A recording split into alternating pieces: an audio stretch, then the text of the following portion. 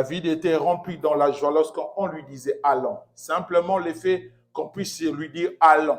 Il était rempli de la joie. Et à combler plus forte raison, toi, tu es déjà dans la maison de l'Éternel. C'est-à-dire, ta joie doit dépasser celle de David. Amen. Alléluia. Que Dieu te bénisse. Et je rends grâce à Dieu. Comme je dis toujours, se réveiller le matin, ce n'est pas parce que toi, tu avais beaucoup prié. Ce n'est pas parce que toi, tu avais décidé ainsi. C'est la miséricorde de Dieu. C'est la grâce de Dieu que Dieu a permis que tu puisses se réveiller ou d'être en bonne santé aujourd'hui. Alléluia. Et il faut que nous puissions être reconnaissants. À chaque fois, Dieu renouvelle sa bonté dans ta vie, dans nos vies. On doit être reconnaissant pour sa grâce. Parce que c'est une faveur imméritée. Parce qu'il n'y a personne qui a fourni des efforts pour se réveiller. Voire même lorsque tu t'es endormi hier, toi-même, tu ne connaissais même pas l'heure. Et tu t'es simplement réveillé, tu étais déjà endormi. C'est-à-dire, c'est Dieu qui est au contrôle de tout dans ta vie. Voilà pourquoi nous devons toujours rendre grâce à Dieu. Et Dieu bénit ça. Nos prières, vous savez, aujourd'hui, on va clôturer notre séance de prière qu'on a eue à avoir pendant 2 semaines. On était en prière. On a prié, comme la Bible nous dit, cherchez l'Éternel pendant qu'il se trouve encore. Et nous, on a prié, on a invoqué Dieu. Et le dimanche passé, on avait parlé sur un thème qui était intitulé « La prière est une clé ». Et on nous avait dit, la prière, elle est capable d'ouvrir, elle est capable aussi de fermer. La prière a une force créatrice. C'est-à-dire, par tes prières, tu peux créer même des choses qui n'ont jamais existé. À travers la prière, tu es capable aussi de créer cette chose-là. Parce que Dieu a mis ce pouvoir en toi. Voilà pourquoi il avait dit à Pierre, ce que tu lieras sur la terre sera lié dans le ciel. Ce que tu vas ouvrir dans le ciel sera ouvert aussi sur cette terre. Dieu a donné cette capacité-là à Pierre. À travers ta parole, tu peux créer. Tu peux fermer, tu peux ouvrir. Et on a vu qu'il y avait une femme, elle avait insisté pour obtenir justice. Malgré cet juge ne craignait pas Dieu, n'était pas gentil, n'avait pas d'égard envers personne. Mais au final, cet juge a fait grâce, a fait justice à cette femme. Et Jésus est en train de parler à ses disciples. Il dit, si cette personne, un juge qui ne craignait pas Dieu, qui n'était pas gentil envers les gens, mais au moins il a fait justice à cette femme. Et à combien plus forte raison notre Dieu n'interviendra-t-il pas pour ces justes qui crient nuit et jour? Est-ce que Dieu va tarder pour intervenir dans la vie de ces justes? Voilà pourquoi on a dit la prière est la clé qui ouvre, qui ferme. Alléluia. Et lorsque tu es dans la prière, on avait dit tu es plus fort. Que personne ne te trompe, que personne ne vienne te dire que quand tu es en prière, tu passes ton temps inutilement. Lorsque tu es en prière, tu es plus fort. Lorsque tes mains sont levées comme David, comme Moïse, pendant que ses mains étaient élevées dans la prière, Israël était fort. Mais pendant que ses mains baissaient, Israël perdait face à Malek. C'est-à-dire le fait que tu vas commencer à baisser tes mains dans la prière, tu vas commencer à perdre certaines batailles. Mais lorsque tes mains seront toujours élevées dans ta prière, tu vas commencer à remporter des victoires en victoire. Amen. Et aujourd'hui, par la grâce de Dieu, on va parler sur quelque chose. Ensuite, on va retourner dans la prière. Comme aujourd'hui, c'est notre dernier jour, on va aussi prier que Dieu puisse nous faire grâce, qu'on ne parle pas beaucoup, on parle un peu, et les restes compris. Comme c'est notre dernier, en plus, ça va être scellé par notre Sainte Seine. Ça va être accompagné par notre Sainte Seine. Que Dieu nous puisse faire grâce.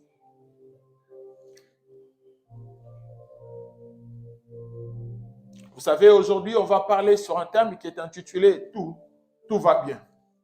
Alléluia. Est-ce que tu peux dire que tout va bien? Non, je ne t'entends pas dire « tout va bien ». Vous savez, lorsqu'un enfant de Dieu dit que tout va bien, cela démontre que sa vie ne dépend pas de lui, mais sa vie dépend de Dieu. Sa vie ne dépend pas d'une personne, mais sa vie dépend de notre Dieu, de Jésus-Christ de Nazareth. Parce que lorsque tu dis tout va bien, même l'ennemi ne peut rien faire dans ta vie. Parce qu'en toi, tu reconnais que ce n'est plus moi qui vis, mais c'est Christ qui vit en moi. Et comme Christ vit en moi, dans ma vie, tout va bien. Même si aujourd'hui, tu vois des choses comme si ça ne marchait pas. Mais comme Jésus-Christ en toi, tout va bien. Pourquoi? Parce que c'est lui la solution. C'est lui la réponse à toutes nos questions. Un enfant de Dieu ne doit pas, bien aimé, sortir des paroles négatives en lui. Même si ça ne marche pas aujourd'hui, ce n'est pas parce que ça ne marche pas que Jésus t'a abandonné. Parce que Dieu sait là où il est en train de t'amener et il sait le moment opportun, il va manifester sa gloire dans ta vie. Voilà pourquoi tu dois toujours dire tout va bien. Alléluia. Tout va bien dans ta vie. Même si les gens, mais cet homme, il est fou. Non, tout va bien. Ce que vous êtes en train de voir, c'est la réalité. Mais la vérité, elle est cachée en Jésus. Mais comme lui, celle qui détient la vérité, voilà pourquoi je dis tout va bien. Même si vous êtes en train de voir, je suis en train de galérer, ça c'est la réalité. Ça c'est ce que les hommes sont en train de voir. Mais Dieu ne me voit pas là. Dieu me voit au-delà. Alléluia. Parce qu'il dit que je suis la lumière. Et cette lumière, elle est placée sur une montagne. Tu n'es pas n'importe qui. Voilà pourquoi ce matin, tu dois les confesser et les déclarer. Dans ma vie, tout va bien. Alléluia. Que Dieu te bénisse. On va lire la parole de Dieu. Il y avait aussi une dame, une femme aussi. Pendant que sa vie était bouleversée, mais dans sa bouche, elle avait déclaré tout va bien. Alléluia. Est-ce qu'on peut se mettre debout pour honorer la parole de Dieu? 2 Rois chapitre 4, le verset 22 à 23.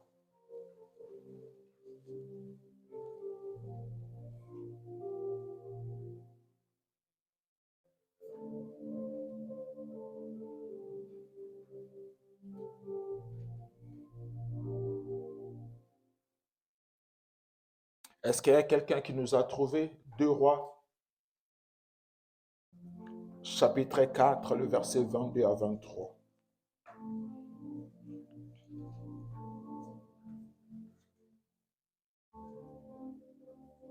Quickly. 2 Rois chapitre 4, verset 22 à 23.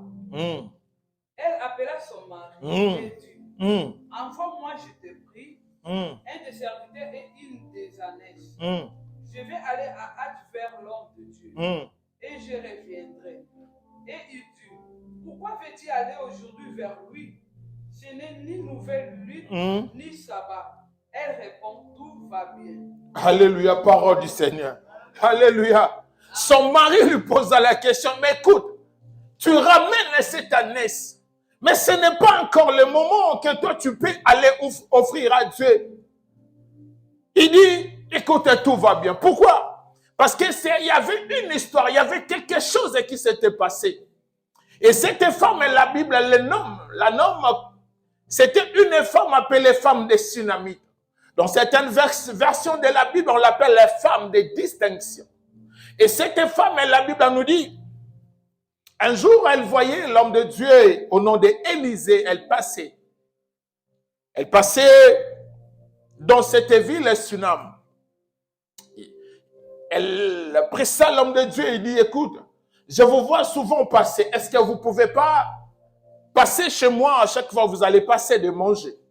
Et l'homme de Dieu avait accepté Élisée. Et à chaque fois il passait dans cette ville, l'homme de Dieu passait chez cette femme pour manger. Il mangeait. Mais un jour, cette dame dira à son mari, écoute, tu vois, c'est un saint homme de Dieu. Ce n'est pas bon de le laisser à chaque fois de manger et puis partir. Mais si seulement si on lui construisait une chambre haute, à laquelle à chaque fois il va venir, comme ça il va commencer à se reposer là. Et la Bible nous dit qu'on avait construit une chambre pour cet homme. Et cet homme, à chaque fois il passait sur Sinam, elle est restée chez cette dame. Et l'homme de Dieu, Élisée, après avoir remarqué ce que cette femme avait fait dans sa vie, il a appelé Géasi Parce qu'Élisée marchait avec aussi un de ses disciples au nom de Géasi. Il dit, Géasi, va appeler cette femme qui nous a fait du bien. Géasi, il a appelé la femme de distinction ou la femme sunamite. Et quand cette dame, elle arriva, Élisée lui posa la question. Il dit, écoute, j'ai vu tout ce que vous avez fait pour nous. C'est tellement énorme, c'est tellement bien. Qu'est-ce que je dois faire pour vous? Est-ce que je parle au roi par rapport à toi ou au chef d'armée par rapport à ton cas? Et la dame a dit, écoute, je ne manque de rien, mais je suis aussi habitué à vivre dans ces milliers de mon peuple. Je ne manque de rien, mais aussi ce n'est pas important. Et l'homme de Dieu était touché. Il a dit, comment cette femme, après tout ce qu'elle nous a fait, je lui ai demandé que je puisse parler à sa faveur au roi. Elle a refusé, elle a dit, écoute, je ne manque de rien. Mais Géasi, il dit, écoute, certes, là, elle n'a pas besoin que tu puisses parler. Mais cette dame, elle manque quelque chose. Cette femme, elle n'a pas d'enfant. L'homme de Dieu dit, Géasi, va encore appeler cette dame. Géasi, il a appelé la dame, lorsqu'elle se présentant devant Élisée, Élisée lui, écoute, je t'ai dit, maintenant, l'année prochaine, tu auras un fils. Parce que tu n'as pas d'enfant. Et la dame, elle était étonnée, écoute, elle dit, homme de Dieu, ne me mens pas.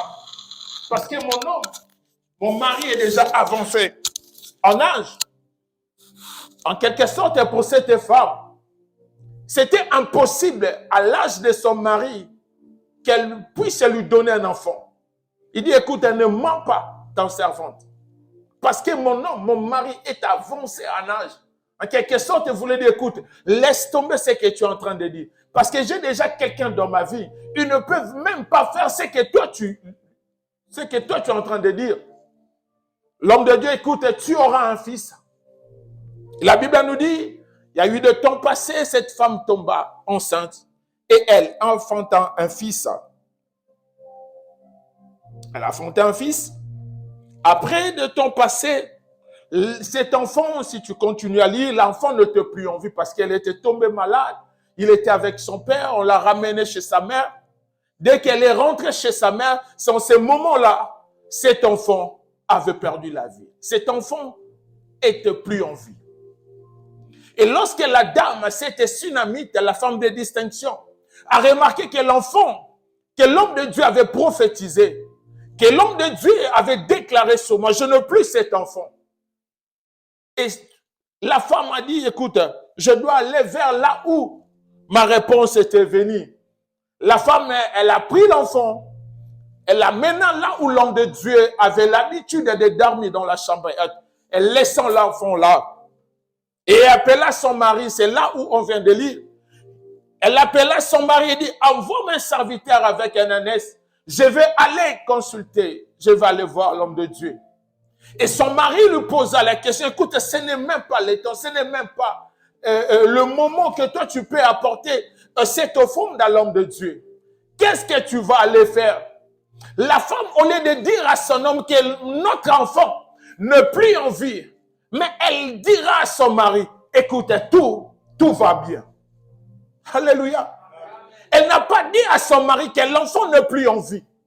Mais elle a répondu à l'homme, à son mari, que tout va bien.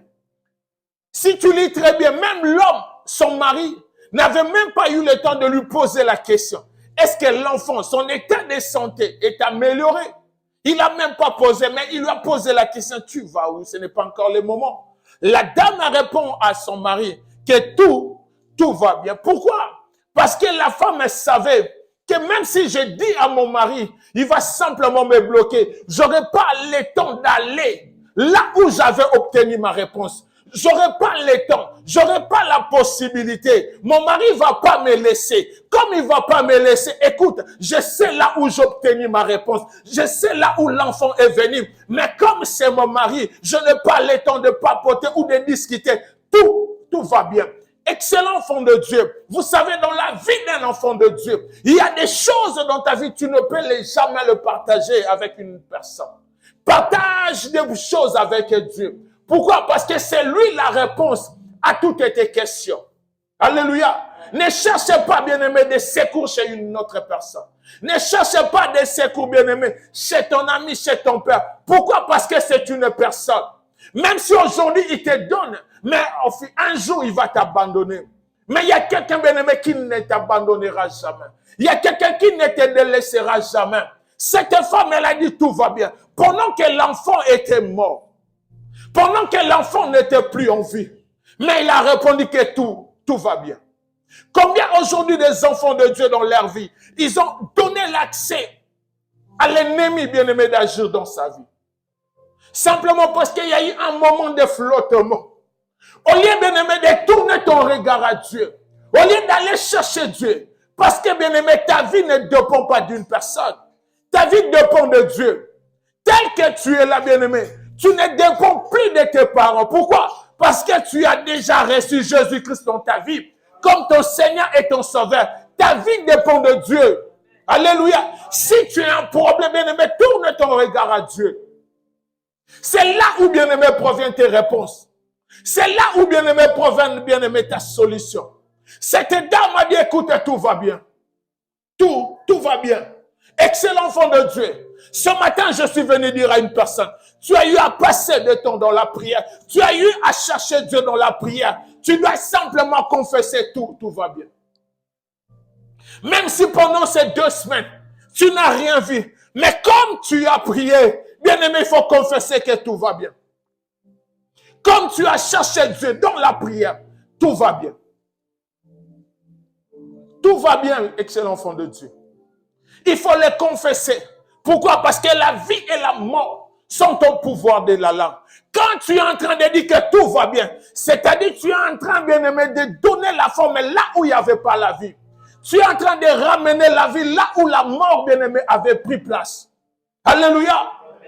Ne te dis pas parce que tu es en train de passer des moments de flottement que c'est fini pour toi. Si c'était fini pour toi, mais Dieu n'allait pas renouveler cet souffle de vie en toi. Alléluia. Pourquoi, bien-aimé, tu es en train de dire que c'est fini pour toi? Tu vis, tu respires, tu te réveilles en bonne santé, mais tu es en train de dire c'est fini pour moi. L'âge est avancé. Je ne peux. Qui t'a dit que tu ne peux plus rien? Est-ce que c'est Dieu ou une personne? Ou ce sont des réalités que tu es en train de passer qui te poussent à dire que je ne peux rien dans ma vie. Je ne peux plus rien. Même si je ne peux. Bien-aimé, tu es un enfant de Dieu. Alléluia. Il faut confesser dans ta vie. Tout va bien. Imagine, bien-aimé, ces degrés de problème. Imagine que si son mari rentrait après elle et trouva que l'enfant était mort, qu'est-ce que son mari allait dire? Alléluia. Mais le problème, cette femme avait la confiance. Il savait et elle était consciente. Non, la personne qui m'a dit cette chose, il n'est pas n'importe qui. Pourquoi? Parce que si tu lis la Bible, tu vas comprendre que la femme confessait déjà, c'était un saint homme de Dieu. Elle avait la confiance que cet homme, c'est un saint homme de Dieu. Il ne parlait pas par plaisir. Il ne parlait pas pour me plaire. Mais il a parlé, Dieu a manifesté sa gloire dans ma vie. Excellent enfant de Dieu. Dans ta vie, bien-aimé, il faut jamais, bien-aimé, jamais déclarer des choses négatives. Jamais. Même si tu tombes aujourd'hui, jamais déclarer. Même si ça ne marche pas, jamais. Quand je dis jamais, il faut oublier ça. Alléluia. Pourquoi? Parce que tu n'es pas n'importe qui. À cause des flottements, à cause d'une déception, je vais mourir. Tu iras en enfer. Alléluia. Oh non, pasteur, tu vois, elle m'a laissé, pasteur, je vais mourir. Vas-y, tu iras en enfer. Alléluia. Toi, tu vas dire, écoute, non, tu iras en enfer. Alléluia. Parce qu'il y a quelqu'un, bien-aimé, qui s'est donné pour toi. Il y a quelqu'un qui a investi, bien-aimé, dans ta vie.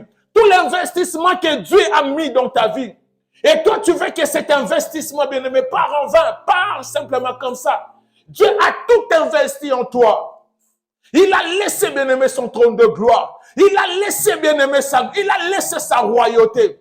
Il a accepté, bien-aimé, de mourir pour toi. Il a accepté de payer un prix pour toi. Et toi, pour une personne qui est passager, il va mourir. Tu dis, pasteur, il m'a laissé, elle m'a laissé. Pasteur, moi, je vais mourir. Parce que sans lui, moi, je... Ok. Comme ça, tu nous donnes déjà les programmes. Nous, on va déjà commencer à contacter les funérariums. Comment est-ce qu'on va faire ton deuil? Parce que tu ne comprends pas qui tu es. Tu es un enfant de Dieu. Alléluia. Aujourd'hui, bien-aimé, les gens du monde, ils croient plus qu'un enfant de Dieu. Ils ont de l'espérance plus qu'un enfant de Dieu. Même si ça ne marche, il sait que demain ça marchera. Mais cette personne n'a pas de soubassement. Cette personne, bien-aimée, il n'a rien, il est nul. Mais il sait, il croit que non, ça va marcher. Je sais qu'aujourd'hui, ça n'a pas marché, mais demain, ça va marcher. Mais toi, un enfant de Dieu, à qui Dieu habite en toi, à qui Dieu a fait son principal demeure. Combien, bien? Ah, pasteur, c'est fini pour moi. C'est fini. Ok, comme c'est fini. C'est fini alors. Parce que c'est toi qui le confesses. Dieu a dit, je ne t'abandonnerai jamais. Je ne te délaisserai jamais. Vous savez, lorsque Dieu fait une promesse, Dieu finit toujours par les réaliser. Il n'est pas un homme pour mentir, ni un fils de l'homme pour se repentir. Si Dieu t'a dit que je ne t'abandonnerai jamais, il ne va jamais t'abandonner. Même si tu passes dans la vallée de l'ombre de la mort, comme il t'a fait la promesse, il ne va jamais t'abandonner. Quand je dis jamais, jamais, jamais, jamais. Alléluia. Soit on ne lit pas la Bible, on donne toujours cet exemple de David. Il dit, je n'ai jamais vu un juste t'abandonner. J'étais jeune, j'ai vieilli. Vous savez, si tu commences à lire l'histoire de David, tu vas vraiment comprendre que Dieu existe. Cet enfant, à l'âge de 12 ans, son père l'a laissé avec des troupeaux pour aller perdre. Non seulement ça, on peut qualifier son père d'un irresponsable. On peut le dire comme ça. Est-ce que tu peux envoyer un enfant de 12 ans ou de 13 ans, là où, bien aimé, il y a des combats? Il a pris David, il a dit, tu prends ça, va aller voir tes frères. Là où ils sont en combat. Un enfant de 12 ans, tu l'envoies 12 ans ou 13 ans, David avait cet âge-là. Tu prends, tu dis, va voir tes frères qui sont en combat. Va voir s'ils sont en vie ou en bonne santé. Est-ce qu'un parent responsable peut envoyer son enfant de 12 ans, 13 ans? Jamais. Alléluia. Mais cet homme est arrivé là. Il a obtenu la grâce de Dieu. Il a tué Goliath. Après, non seulement ça, mais cet homme, il était parti. Il avait fui le roi pour aller se cacher chez les Philistins. Imagine-toi, tu as tué l'homme fort des Philistins. Mais par cette pression-là, David ne supportait pas. Il est allé se cacher chez les Philistins. Arrivé là-bas, David, il a combattu. David, il était au premier rang. Alléluia. Dans les camps des ennemis. Mais à un moment aussi, on a dit, écoute, le roi dit à David, écoute, certes, moi, je peux te garder, mais mon peuple ne veut plus de toi. Il faut aller. Quelle déception. Tu as tout donné, au final, on te dit, il faut partir. Alléluia. David, excellent enfant de Dieu. Je suis venu dire à une personne ce matin, il ne faut jamais abandonner dans ta vie. Alléluia. Dieu est avec toi. Voilà pourquoi tu dois toujours confesser que tout va bien. Alléluia. La Bible nous dit que cette femme, elle est allée où? Elle est allée chercher l'homme de Dieu. Pendant qu'elle avait laissé son enfant mort. Elle a laissé son enfant mort à la maison. Elle est allée voir l'homme de Dieu. Là où Élisée était. La Bible nous dit que quand la femme, elle est allée voir l'homme de Dieu. Arrivé là où Élisée était, Élisée a vu la femme de loin. Il appela Géasi, écoute Géasi, Va voir cet tsunamite. Quelle nouvelle nous a apporté? Pose-lui la question. Est-ce que ça va dans sa vie? Son mari, son enfant, va bien. Élisée, toi, un grand prophète. Un prophète est reconnu. Comment tu n'as pas vu que l'enfant était mort? Élisée dit à Géasi, va lui demander, est-ce que tout va bien dans sa vie?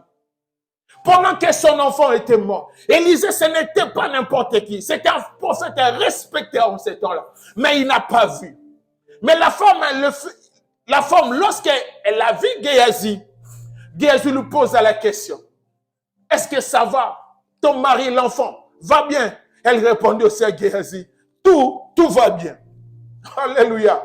Et pourtant, c'était Géasi qui avait dit à l'homme de Dieu, Élisée, que cette femme, elle n'a pas d'enfant. Mais ce jour-là, la femme, elle a compris, non, même Géasi, tu ne peux rien dans ma vie. J'ai besoin d'un homme de Dieu. J'ai besoin d'un homme de Dieu. Pourquoi? Parce que c'est lui qui avait prophétisé. C'est lui qui avait dit cette chose. Mais pas toi, Géasi. Géasi, tout va bien.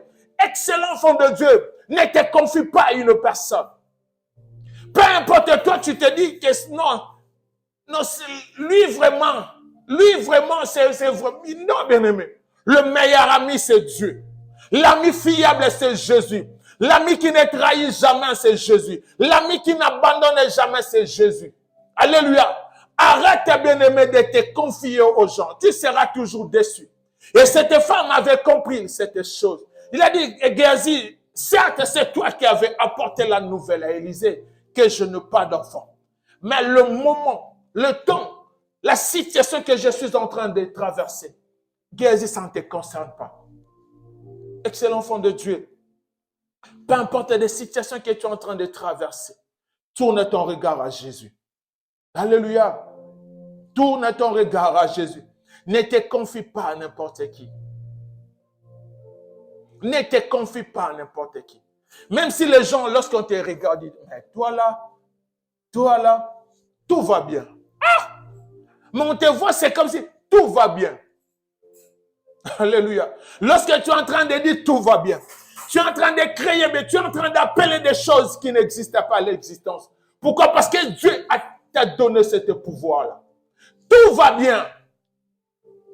Ce n'est pas parce qu'aujourd'hui tu manques à bien aimer 100 euros, 50 euros. Tu manques de travail, tu vas commencer à pleurnicher chez tout le monde. Non. Tu vas perdre ta crédibilité. Tu vas perdre ta personnalité. Tu vas perdre ce que Dieu a mis en toi. Si tu ne sais pas, il y a d'autres personnes de loin, bien aimés. Ils te craignent. Ils ne savent même pas comment s'approcher de toi. De loin, il dit non, celui-là, c'est une servante de Dieu. C'est un serviteur de Dieu. C'est un enfant de Dieu qui se respecte. Non, moi, je crois que Dieu marche avec elle. De loin. Mais lorsque, bien aimé, cette personne-là s'approche de toi, ne lui donne pas, bien aimé, des béquilles. Ne donne pas à tes ennemis des béquilles de marcher. N'ouvre pas, bien-aimé, ne donne pas accès à tout le monde, bien-aimé. De pénétrer, bien-aimé, d'avoir accès, bien-aimé, sur ta vie. Alléluia. Amen. Laisse cet accès à Jésus. Laisse cet accès au Saint-Esprit. Pas, bien-aimé, aux hommes. Pas aux hommes. Surtout actuellement, bien-aimé, il y a les réseaux sociaux. Il y a des réseaux sociaux, bien-aimé. Tu seras sur TikTok. Les diables méchants. Alléluia. Tu seras sur TikTok. Même si on ne te connaît pas sur Anemas. Mais si on te met sur TikTok. Tu sais, il y a un pasteur là-bas sur Anemas. Regarde ce qu'il a fait. Même à Kuala Lumpur, les gens vont te suivre. Ta mauvaise nouvelle va te précéder. Le jour où toi tu vas arriver là-bas à Finlande. Vous avez oublié. Mais c'est lui qui. On va simplement. Pourquoi? Parce que tu as donné l'accès à n'importe qui dans ta vie. Il y a des choses, bien aimé, ça à toi avec Dieu. Ne donne pas l'accès à tout le monde. Peu importe si cette personne-là est proche de toi. Ne donne pas l'accès.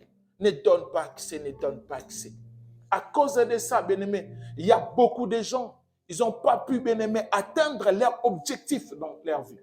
Pourquoi? Parce qu'il a ouvert une porte à n'importe qui. À cause de cette chose, il y a beaucoup de gens bien-aimés, ils ont passé à côté de leur bénédiction. Non parce que Dieu n'était pas puissant, mais parce que toi, tu n'étais pas prudent. Parce que la Bible nous dit que l'homme est prudent voit le mal de loin et il fait quoi? Et il se cache. Alléluia. Ne te dis pas, écoute, moi j'ai l'onction. Pasteur, moi quand je commence à prier de minuit à 5 heures, pasteur, laisse tomber. Ok. Pasteur, moi j'ai l'onction. Moi l'onction que j'ai passée, même si je me jette en pleine autoroute, tu vas mourir. Alléluia. L'onction, bien-aimé. Il y a des choses, il faut être prudent. Imagine-toi Jésus-Christ, le Seigneur de gloire. Mais Dieu a dit à Joseph, prends le petit Jésus, fuis en Égypte. Alléluia. Il a dit, prends le petit Jésus, fais quoi? Fuis. Lui qui était Dieu. Dieu, vous savez, il y a certaines choses, bien-aimés. Je sais que tu es tellement trop spirituel, mais il faut aussi rajouter de la sagesse, de l'intelligence. Alléluia. Ne sois pas trop spirituel. Vous savez, moi, quand je parle, je vois les ciels s'ouvrir, les anges de Dieu en train de descendre et de monter, c'est bien. Alléluia, continue comme ça. Mais dans certaines choses, il faut être aussi prudent. Dieu a dit à Joseph, prends le petit Jésus, fais quoi? Fuis. Lui qui était le Seigneur, il avait la possibilité de ôter la vie, bien-aimé, au roi. Il avait la possibilité de ôter la vie, de stopper cette chose. Mais il a dit, Joseph, fuis. Alléluia. Il a fui. Imagine-toi. Dieu a dit, écoute, ce peuple va aller en esclavagisme. Mais moi, Dieu, je vais venir le délivrer. Mais il a permis à ce que Moïse soit élevé dans la même maison où il y avait une loi qui était donnée pour qu'on tue tous les enfants. Moïse était dans cette maison, là où la loi a été donnée, dans les camps des ennemis. Mais Dieu a permis que Moïse puisse être élevé. Il y a certaines choses dans ta vie, excellent enfant de Dieu, il faut être sage. Il faut être sage. C'est très important. Ne sois pas trop spirituel.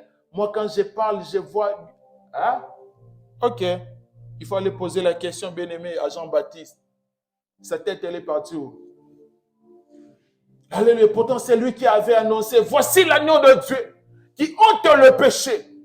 Alléluia. C'est lui qui a présenté Jésus. C'est lui qui a présenté. Il dit, écoute, voici l'agneau de Dieu. C'est lui qui a baptisé Jésus. Mais sa tête, elle était allée où? Sur un plateau. Alléluia. Excellent enfant de Dieu. Dans ta vie, ne donne pas accès à tout le monde. Donne l'accès au Saint-Esprit de Dieu et à Dieu. Si les choses ne marchent pas, déclare que tout va bien. Et cette femme, elle a vu Géasi, elle a dit, Géasi, tout va bien. Tout va bien, Géasi. Mais j'ai besoin de voir Élisée. Lorsque la femme s'approche, la Bible nous dit, vers Élisée, il y a eu des choses qui se sont passées. Mais la femme dirait à Élisée, pourquoi tu menti à ta servante? L'enfant n'est plus en vie. Mais la chose qui m'a étonné, c'était l'endroit là où la femme était allée chercher l'homme de Dieu.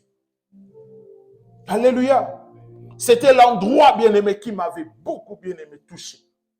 Ce n'était pas n'importe où. Elle était allée chercher Élisée, bien-aimé, dans le Mont Carmel.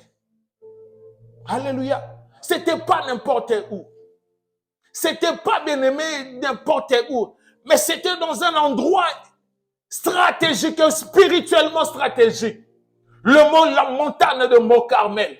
Alléluia. Souvenez-vous, bien-aimé, de l'histoire d'Élie avec des prophètes à Baal.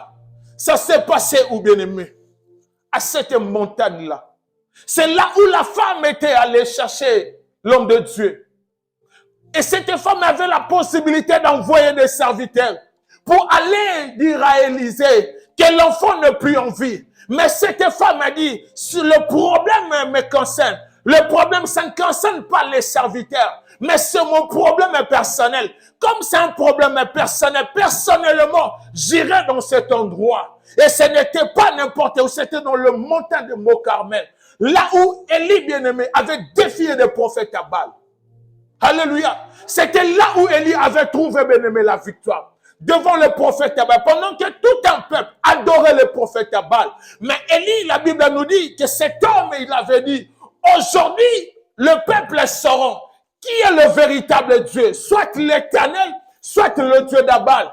Et la Bible nous dit, c'était dans le mont Carmel. C'est là où Élie avait défié le prophète Abal. Les 400 prophètes Abal, les 500 prophètes d'Astarté, ils étaient tellement nombreux. Mais Élie les a finis, les a terminés, bien aimés. Où ça? Dans le montagne de mont Carmel. Alléluia. Et ce n'était pas seulement ça. C'était dans cet même endroit où Élie avait prié. Pourquoi? Parce que la Bible nous dit que Élie, un jour, il avait déclaré qu'il n'y aura ni pluie, ni rosée, sinon à mon nom. Pendant 3 ans, il n'y aura pas de pluie. Pour que la pluie puisse tomber ce jour-là. Et ça demandait que Élie aussi puisse encore monter dans ce mont Carmel pour prier enfin que la pluie puisse tomber. Pour que Dieu puisse ouvrir de bénédictions dans cette peuple.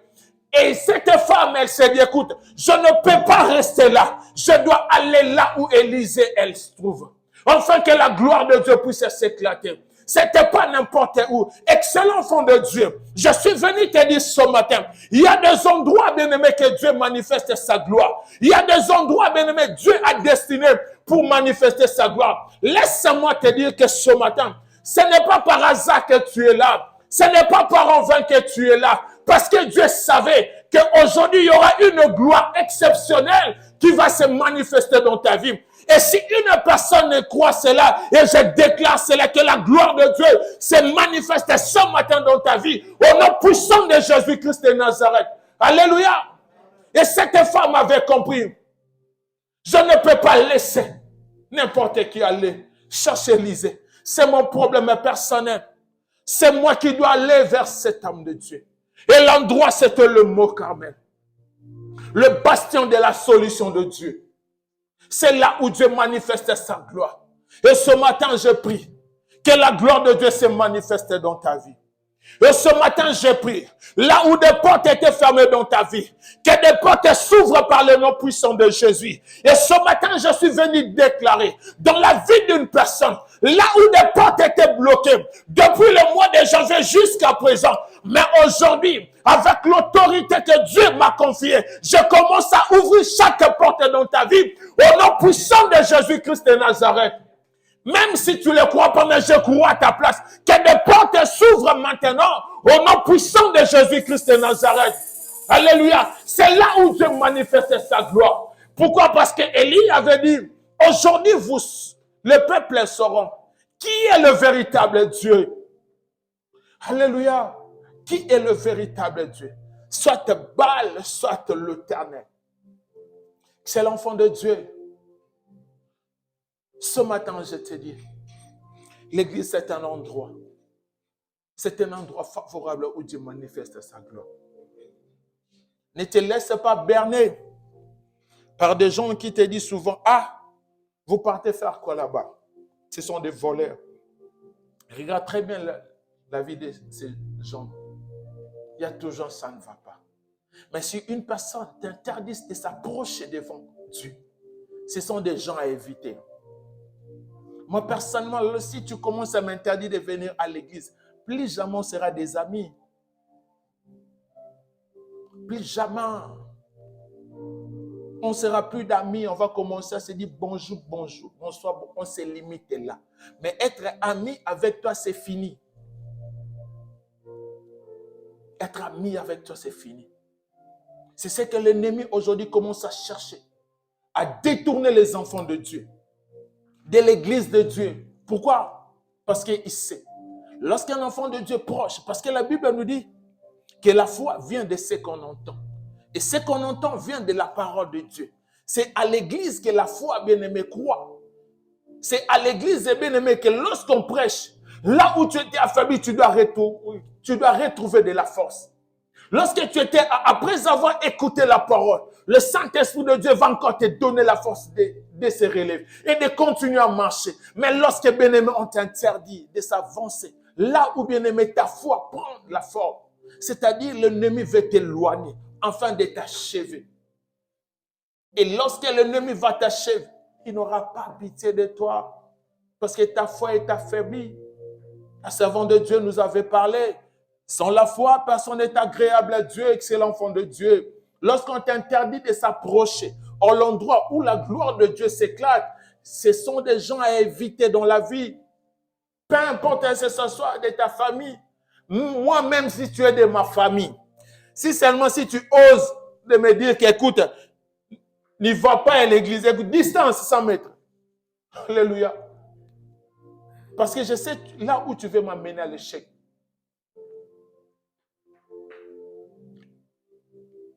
L'église, bien aimé, c'est un endroit propice pour que Dieu manifeste sa gloire.